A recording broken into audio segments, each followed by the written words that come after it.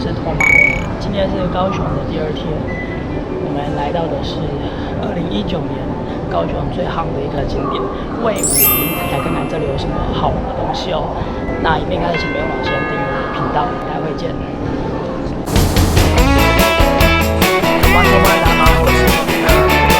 其实我自己搭过，基本上吃不太出来不温泉。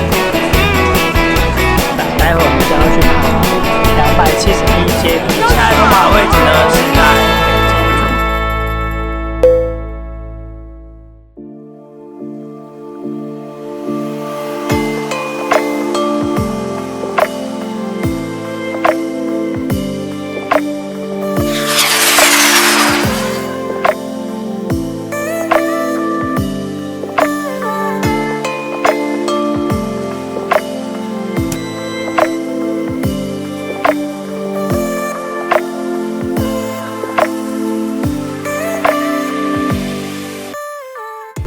卫武营国家艺术中心是紧邻着卫武营公园的旁边，只要搭捷运卫武6号出口就可以马上到达。我还蛮期待的，今天要来实际的走访看看。那我们就到了。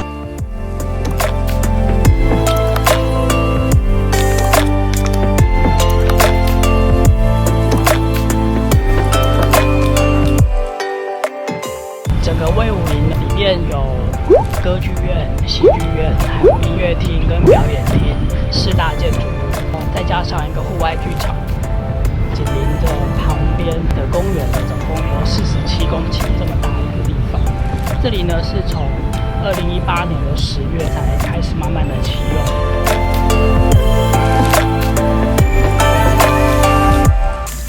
卫武营的建筑是由荷兰的麦肯诺建筑设计团队所打造出来的。它的概念呢是榕树群的概念，所以里面它采用的所有都是富贵的形状的几何图形。你进来里面，你就可以看到有很多这种天井，所代表呢就是好像你在树洞里面的感觉，像上面的天井是完全的曲线，好像在整个会场里面总共有4个大天井。在我后面是戏剧厅，戏剧厅里面的座位可以容纳1000到1200人，适合舞蹈啊或者戏剧比较小型的一个表演活动就会在这边。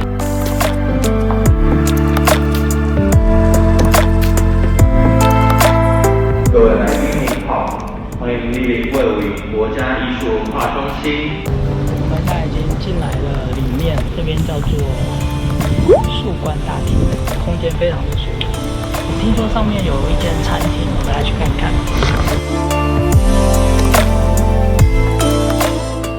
在高雄有名的九珍糕饼店，卫武营这边有一个是台湾限定版的糕饼，可以在这里购买得到。那我们先看看别的地方。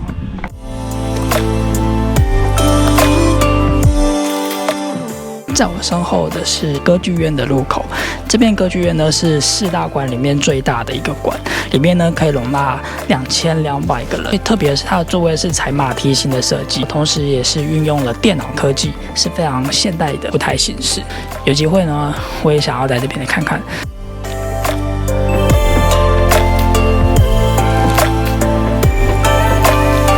在这边的露台非常的可爱，有很多类似这种仿的小石头，可以坐在这边。比较特别的是，它有一个玻璃，对，这是等于是镂空的，就是刚刚我们看到下面看上来的这个地方，就可以从上面看下去，空间感是还不错。这边叫做树冠露台，就是指这个地方。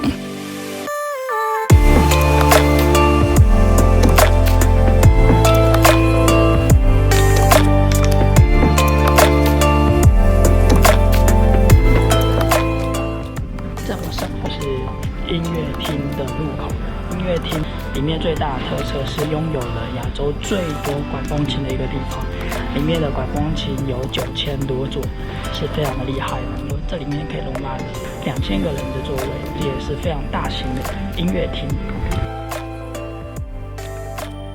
位于3楼后面树冠露台中边，这边呢有个咖啡厅，是看下午场。比较特别的是它有手冲咖啡的服务，所以想要喝咖啡的朋友可以在这边喝喝看。里面还有卖一些吐司跟轻食，不过主要还是以咖啡为主。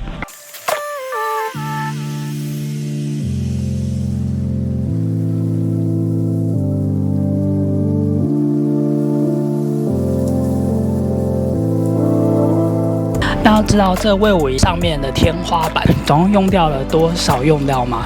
总共用掉了3座埃菲尔铁塔的用量，所以其实是非常多的。不过我还蛮佩服这种设计的，因为这种设计每一个曲面，它其实是要非常精密的数学计算，才可以办法把这些曲面拼合在一起。用法有点像类似造船的那种概念。不过现在新的设计、新的建筑有这种风格，是大家还蛮能够接受的。远远的看就真的很像外星人的建筑物。希望有一天我也可以来这边看一些表演，不管是音乐表演或者是戏剧表演，希望有机会呢可以看看里面的实际的状况是怎么样，应该很舒服吧。